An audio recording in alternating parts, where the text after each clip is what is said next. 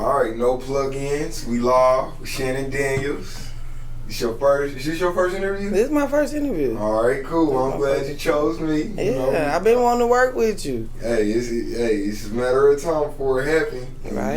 You know, I got a load of questions for you. I'm ready for them. And we're going to touch every side of the circle, alright? I'm just finna get my truth. Alright. Alright, well, the first thing I want to know is let everybody know where you from. Where are you from? I'm here, born and raised from Tulsa, Oklahoma, on the north side. Born and raised. Right between 42nd and 49th. Okay, so I understand you do hair. You working on a book. Got a documentary coming. I'm probably missing a couple more things up in there, but I know you're working on a lot. Yeah, I'm working. I'm trying to. I'm working. Let's talk about the hair first. How long have you been doing hair? Let's see. I first figured out I learned how to braid when I was about in 6th grade. Okay. I was in Texas, and this girl had a doll head, and I braided it, and I took off from there. I've been licensed since 2012, though. Okay. Yeah, so. All right, so do you got your own salon? Yeah, the Beauty Empire. And are you the owner, or are you do you work there? Yeah, I own it. I'm actually a co-owner. Me and my sister. I'm unique on it. Okay, so have you ever worked at somebody else's salon? I worked at a lot of salons. I worked at a few here in Tulsa. I worked about 3 salons here in Tulsa before I opened my own. But I lived in Atlanta for 2 years, and I worked about 5 salons down there. Was it cool? Well, how did Atlanta compare to Tulsa? They get money. They get money. They savages. They hungry. They gonna step on your neck. Yeah. Like, you better be there. You better be ready to eat, or you gonna get ate. Period. You bring that same mentality back here with you? I bring my energy back. Okay, so what's the difference between being, I'm gonna say, an employee and being the owner? Okay, all the salons. Well, I worked at a couple of salons that was paid me like salary. Them wasn't talking about nothing, because it was like I did all this hair for a couple dollars an hour, so I knew I had to get out of that. But then all the other salons I worked at was booth rent salons, and the booth rent salons, it's like they tell you when they open. You can't do hair 24/7 when you want to, like you can if you own your own shop. They tell you when they open. Most shops specialize in something. You might go to a shop that do mostly weaves. You might go to a shop that do mostly braids. You might go to a shop that do mostly natural hair. Versus me and my shop, we the Beauty Empire. We do it all. We gonna do braids, weaves, natural hair, styling, locks, everything. So when you can do whatever you want to do versus you can only limit it to what they advertise for their business, it kind of put you in a position to where, well, it puts me in a position to where I feel like I can't eat here like I want to. But me working in shops in Atlanta taught me a lot. They do a lot of stuff that I noticed Tulsa people don't do. Like, they the ones that really turned me on to. They writing books. They producing products. I also have a product out too. Well, I developed the product, so right now I'm in the phase of trying to get it out there to everybody else. Yeah. I got a lock serum that I make. For dreads? For dreads. Got you. Yeah, so when I seen all that, I'm like, they ain't just doing her. They making her, selling her, writing books. They doing it all. Modeling, promoting, stripping. They doing it all. They doing it all. So when I seen that, here in Tulsa, I felt like, I ain't gonna lie, I kind of felt like I was one of the ones on top of the game. Not saying the best hairstylist, the best work ethic, and the best hustle. Like, I was gonna be, if you know me, you know I'm gonna be at the shop at 7:30 in the morning. If you know me, you gonna see my flyers all around town. You know what I mean? Right. So I thought I had a major hustle. You know what I'm like? I'm gonna get it. I'm gonna make it happen. Then I went to Atlanta. I'm like, I'm lazy compared to these people. You know what I mean? But that just different places. Yeah. That's dope. Okay, so would you say it's more challenging being an employee or being a boss? Like, is it? It's more challenging being a boss. It's more challenging because you gotta try to motivate the stylist around you, and when they don't have the same work ethic as you, it's hard to understand. And then it's like a certain way you can come at people and talk to them about it, or they might get mad or get offended or want to quit. And then people don't want to pay their booth rent, but you know, they think I want their booth rent for because I want to have money in my pocket. Like, you paying booth rent because this is what you're doing. That's right. Like, this business can't run. I mean, it has ran without people paying booth rent. It's gonna run without people paying booth rent, with or without them. But it's challenges trying to manage other people. That's right. That's right. Okay, so I know you said that y'all do everything at the shop, but I just want to specify real quick. I know you got stylists that, you know, specialize in braiding, sew-ins, making wigs. Y'all do all of that? Everybody in my shop do everything. That's right. That's dope. Everybody in my shop do everything. Okay, so have you ever like worked on house calls and stuff like that, or added a house? I did house calls. I'm one of the only ones in all the shops I've ever worked at. I'm the only one that did house calls. Mm-hmm. Like, I don't care where you at, I'm gonna come. You gonna pay a little extra, but I'm gonna come. That's right. I'm gonna come. So yeah, I did that for a while. And today, do you feel like it's anything wrong with that? Do you feel like somebody unprofessional if that's all they do? I wouldn't see professionalism as something that people put a cap on. Oh, you gotta walk like this. Oh, you gotta talk like that. Oh, you gotta do this. You gotta do that. I don't believe that. If that's all you do is do house calls, that's all you do. That's your hustle. That's your business. That's your marketing skill. You know what I mean? That's what you want to do. So I wouldn't say it's unprofessional. I mean, I believe that that's their gig. Like, that's what right. they into. So, I got a couple more questions about, you know, the hairstylist Okay. category, then we're gonna move on to the next. Okay. But do you feel like stylists should be in competition with each other? Like, is it healthy for business to be in competition? I believe it should be. I like competition.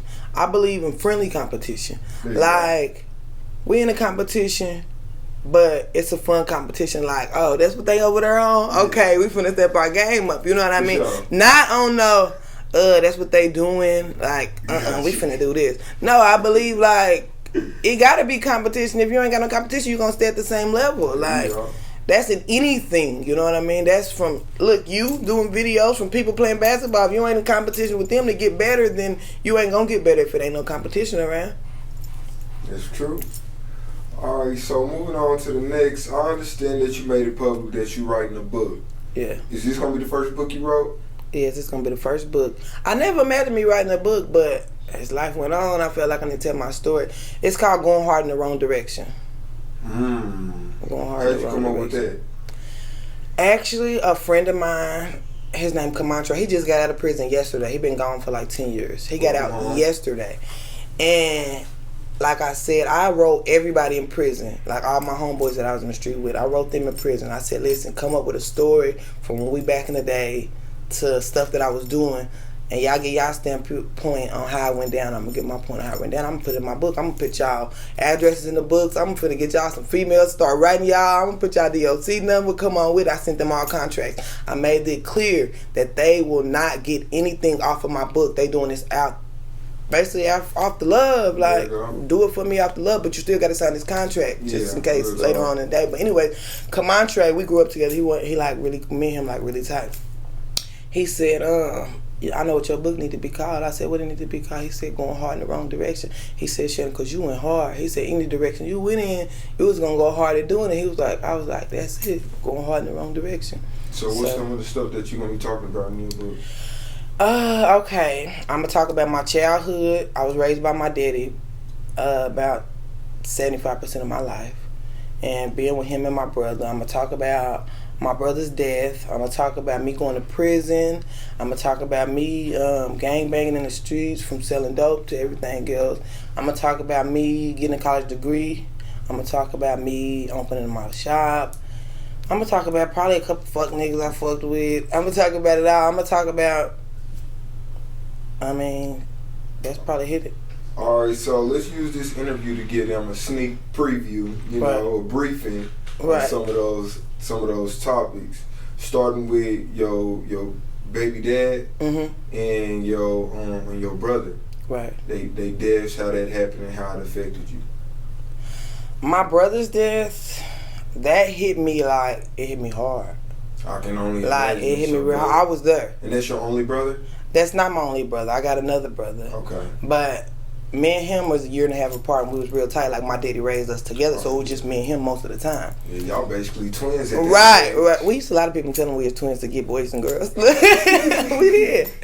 But yeah, they hit me hard, and I was there, and that was a traumatic experience for me. And I like shut down. Like, I became to where I had like social anxiety after that.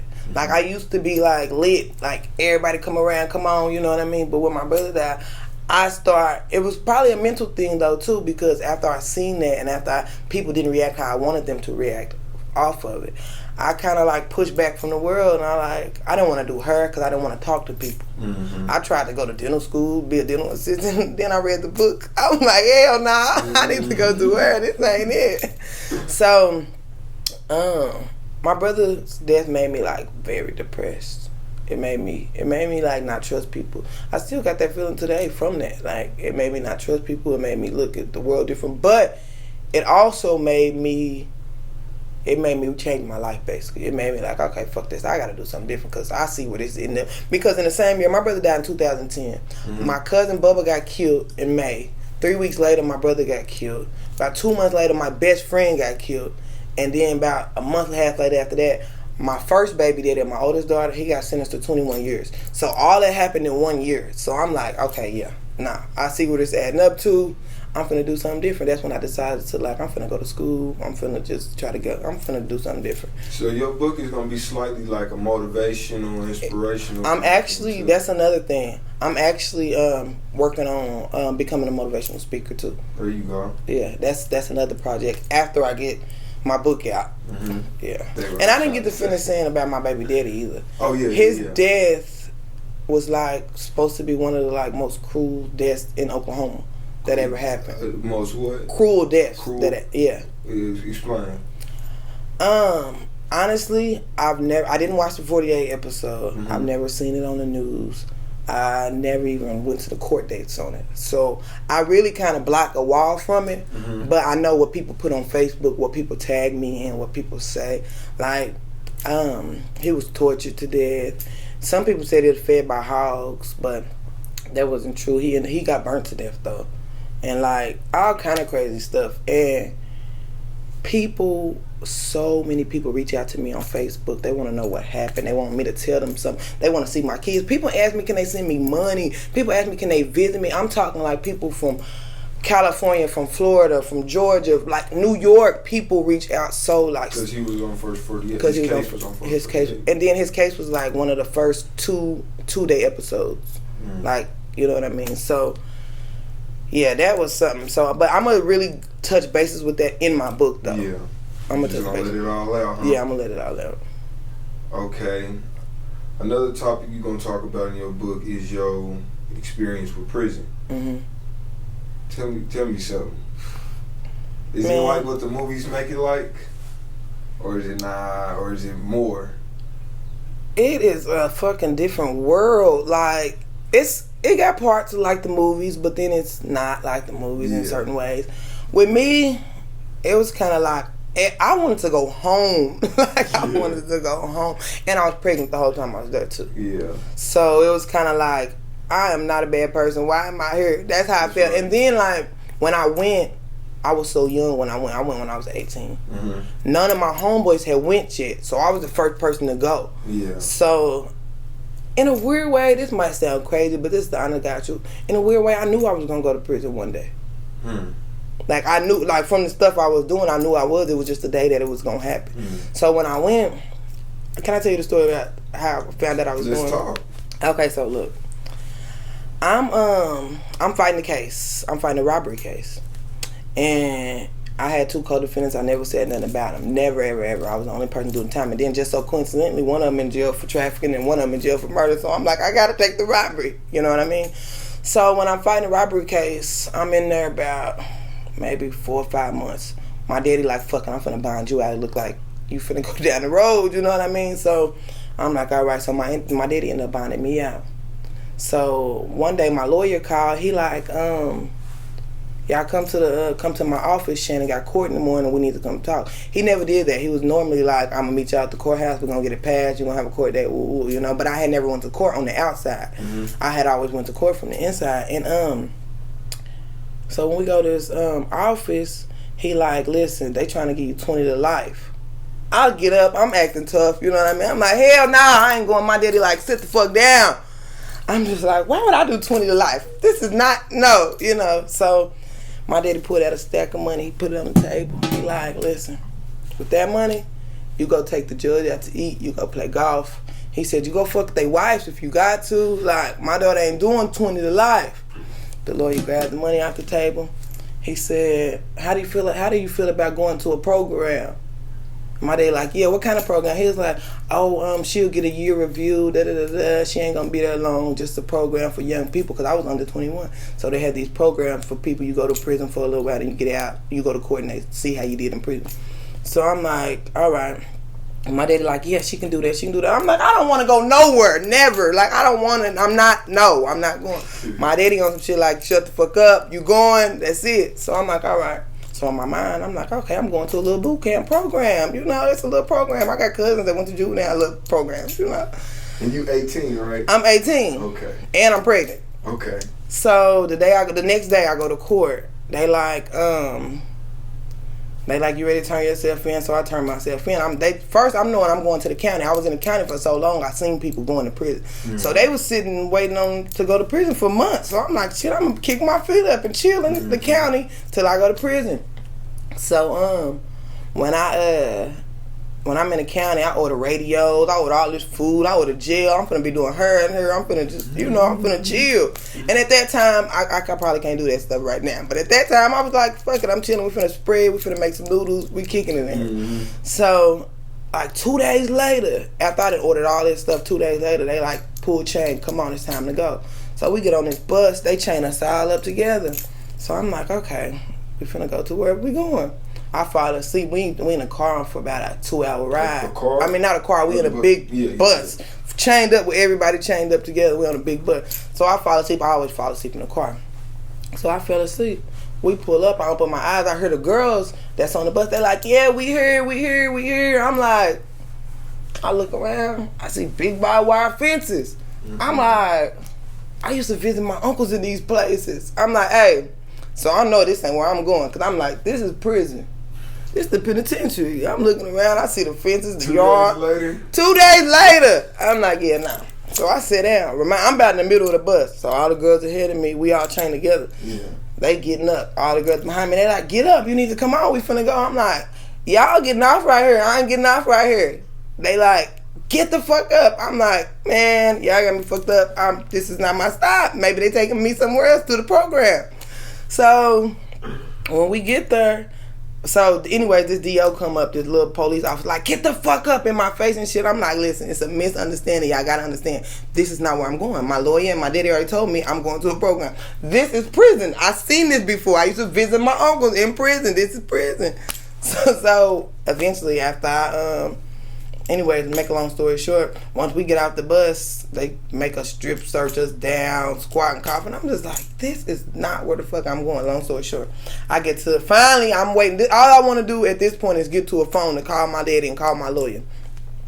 When I finally got to a phone, I'm on the phone, I'm like, Daddy, I'm in prison. He like, where the fuck you thought you was going? I'm like, you said a program. He said the program is in the prison. I was sick after that. So how long were you in there?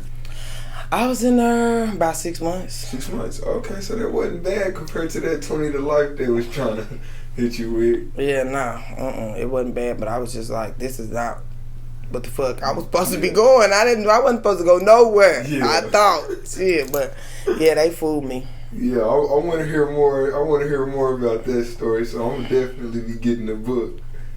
But let's talk about another thing you're going to talk about in the book, which is your educational background. Okay, I graduated from McLean first, class of 2007. And then in 2012, I got my cosmetology license. And in 2014, I got an associate's degree. In business and management. There you go. In business and management. There you go. Okay. Okay, and that's some of the stuff you're gonna talk about. Your journey I'm gonna talk with about that. my whole journey with it because it's so crazy. Because from prison to cosmetology school to college, it's not a lot of difference in it. Mm-hmm. And that's something that I see people on Facebook talking about the education system and, you know, public schools and stuff and prison and stuff. And it's not that much difference. It's just people all here to do the same thing, basically. That's right. In different places. Okay. So one of the last things I wanted to ask you about that you're gonna talk about in your book is your transition from being gang affiliated to, you know, living a more neutral-minded individual type of lifestyle. How hard was that transition? Like, how did people go about you trying to change? Let's see. I mean, when I was gang affiliated, I mean, don't take it away, cause it ain't like I'm not gang affiliated at this point. Mm-hmm. I'm like, it's something that you can't walk away from. That's right. You know what I mean? It's something that you can't walk away from. But it's a way you can live your life. I can do whatever I want to do. You know what I mean? So if I choose to do this, I can choose to do that. But like transitioning to the point where my brother got killed, so that already distanced me from people because I felt like people weren't riding for my brother, like, you know, like they should have did. Mm-hmm. So boom, I already cut people off. You know what I mean? And then like I got a certain few, like my partners, they supported me through everything. Like, if from when I went to prison, they was there supporting me. From when I graduated, they came to my graduations, you know what I mean? When I had my kids, they came to my baby shower, they came to my childbirth. Like, my partners, my real partners, they was there through it all. But there was a lot of people that's like, oh, you fake. Oh, you think you better than somebody now. You doing this. Oh, you go to school. You got your little business. You know what I mean? Yeah. People were saying a little stuff, but I'm just like, but y'all still ain't gonna do nothing about it though. Like, so I can do what I want to do. Like, what y'all gonna do about it? Like, I can do whatever I want. And then like people would say little stuff. Like, even now, I feel like people will try me like, you ain't about that shit. You ain't about that shit. And a lot of times though, I really ain't trying to be about that shit. I got a lot of stuff to lose, so I can't. Like, I gotta move a little different. When you ain't got nothing and you just in these streets thugging, you ain't got nothing to lose. That's right. So you can move however you want to move. You can be reckless. Because I was there before. I was reckless as can be. I didn't care. I woke up every day like I had this whole mindset like, ride, live, and die for the cause. You know what I mean? Like, that's what I woke up to do. And now it's just like, when you got stuff to lose, when you got businesses, when you got kids, when you got stuff that you're trying to do, you can't really do that type of stuff no more. So it might seem like, because I ain't gonna lie, be some days I be feeling like, oh, they thought they tried me, or they think they just gonna punk me like that. But that's because that street mentality starts to kick in. But the business mentality and me being a woman, like, lets me know, like, they ain't worth it, or that ain't worth it, or that's not worth it. And it's not worth it, because if it's gonna take off me eating and get out of my bag, it ain't worth it. Like, it ain't worth it. You know, I'm not getting out of my bag for y'all. You're going to have some good info that people need to hear in your book. You know what I'm saying? Yeah. There's some wisdom right there. Right. On me. But, man, I don't think I got nothing else for you. I think that's about it. But I do want to know, you got any shout-outs? I want to give a shout-out to the Beauty Empire. It's 209 East Mohawk Boulevard. I want to give a shout out to my sister, I'm Unique, my partner. She been there through it all, and she's still holding it down. She held the shop down when I was in Atlanta by herself, and it was up and running, doing its thing still. There you go. So I came back like I never left. Shout out to I'm Unique. And I want to shout out my daddy too. My daddy put a lot of character in me. Pops came through in the clutch, huh? He came through in the clutch. All right, where we follow you at? You can follow me on Facebook, just as Shannon Daniels. Spell that. SHANNON. Last name Daniels, DANIELS. And you can follow me on Facebook. I got a business page, the Beauty Empire /Shannon Daniels. No, it's just Beauty Empire /Shannon. Okay. And then on Instagram, at Slay by Shannon. That's at Slay SLAYBYSHANNON. And you can follow me on Snapchat at Slay by Shannon too. I got one more question. I said that was it. But your last name Daniels. Tulsa got a lot of Daniels in it. Them is my folks. All of them is your my people's folks. Them is a my lot of folks. Daniels. Them is my folks for real. Like, and with the Daniels, we not a family that's like oh, that's my cousin over there, but I don't really know him, or that's my cousin. We know each other. Y'all know each other? We pulling up every day. Why is it so many of y'all? Y'all grandma got a lot of Okay, I'm gonna start it out like this. My great grandma had 14 kids. There you go.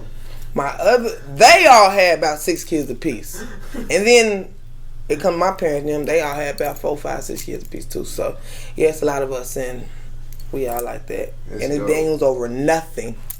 It's Daniels over nothing. It's dope. Yeah. It's a lot of Daniels around this joint too. Yeah. But hey, that's no plug in. Shannon Daniels. Stay tuned for the book. Man, we out of here. The book gonna be out this year. Watch for it. My documentary coming soon, and my lock serum. 2019. 2019, we going up.